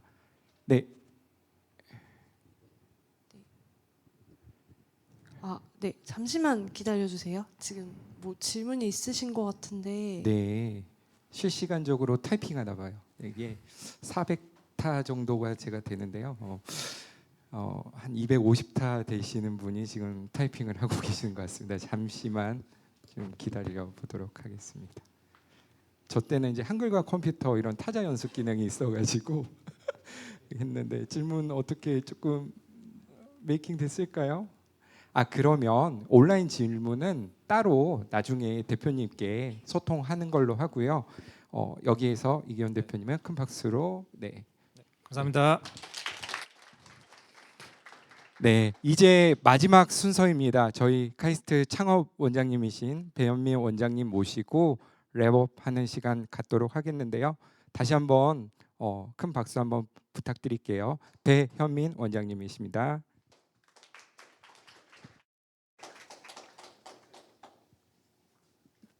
네, 안녕하세요. 네, 창업원장 배현민입니다. 저는 사실 화학생물을 고등학교 때 배우지 않아 가지고요.